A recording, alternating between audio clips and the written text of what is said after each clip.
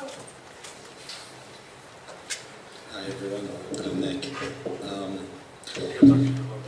Sorry, a little nervous in front of the crowd. You know, everybody is saying great things about Mike, and it's because it's all true. Right before ChicagoCon, Frankie and I were talking, and he was telling me, you know, Mike was a great giving guy. He always gave to the fans, and whenever he committed to a convention, no matter how badly he was feeling, he knew that the fans wanted to see him, and he would go to the show, and he would give his all. And I think that was part of what made him great.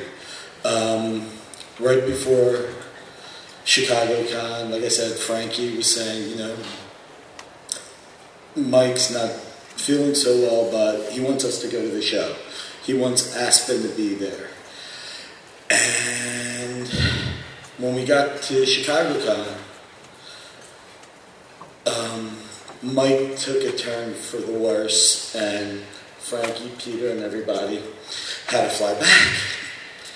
And they flew back to LA, and I can only thank, I was with David and Mark and Joe Benitez, and we were in the bar in ChicagoCon.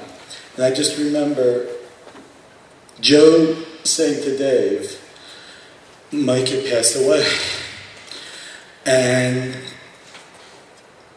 when he said that, I just couldn't believe it. And I went after Joe, and I said, Joe, is it true? I mean, how do you know for a fact? And he said, Ollie got the call 10 minutes ago.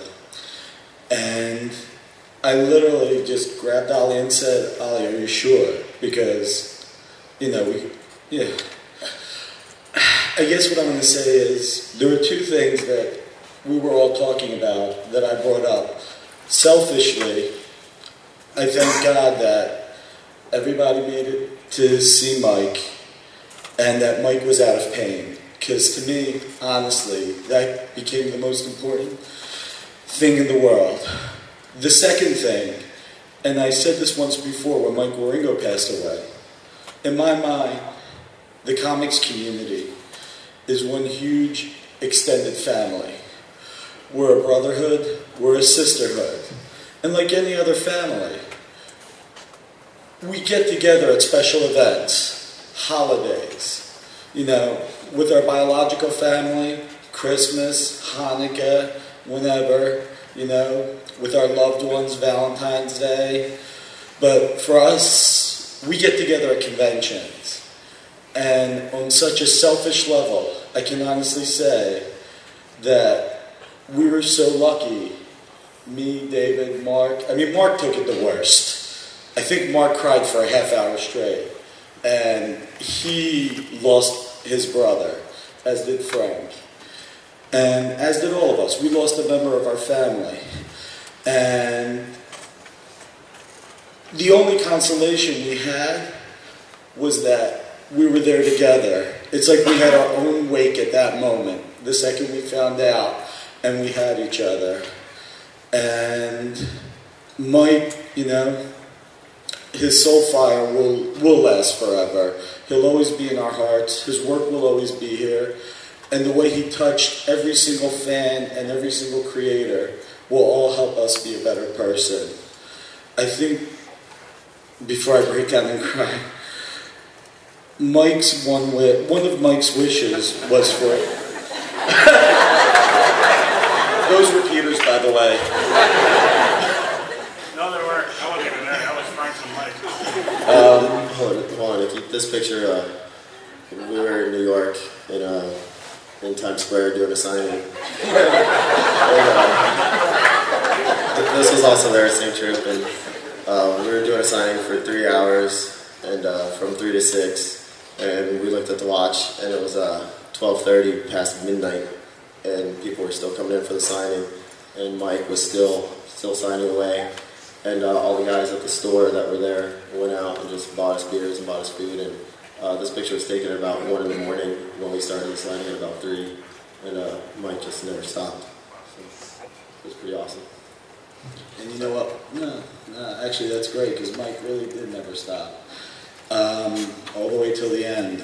And, you know, one of the things I really want to point out is when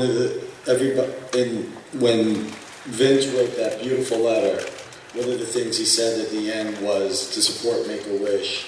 And I think we can all help remember Mike by supporting Make-A-Wish and helping out.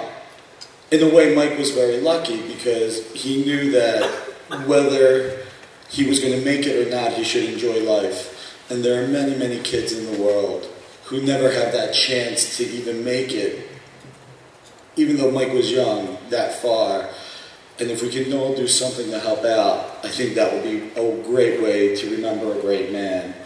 And two, you know, my heart goes out to everybody at Aspen and Mike's family, because they're going to miss their leader, but these guys, these are some of the best guys you'll ever get to know in the world. So Mike's legacy is in the greatest hands possible.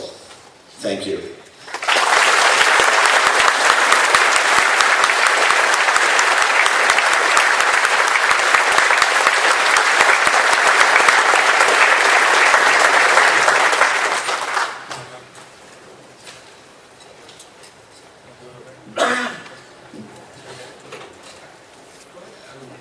I did actually kind of want to say something. It's very hard for me to talk in front of people when it's something personal. So, but like I knew him along with Duke Benitez and all the guys when we were just coming up. I remember his first day walking in the door, and he was the best of us, and you know.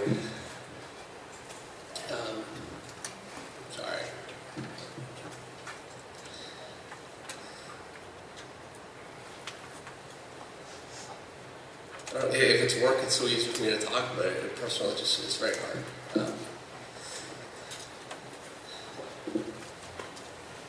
You know, Mike, he learned faster than any of us, and he like Mark said, he had no fear. And you know, for me, I think all my art comes from fear. I'm like the opposite sort of artist than Mike, and he just blew past us so fast that we've all spent our whole career, you know, just trying to keep up, and you know, none of us have ever been able to, and you know, to lose him, it's a very big hole for all of them. I'm sure I could talk for Joe too, and Billy. You know, it's a big hole. So you know, we all miss him a lot.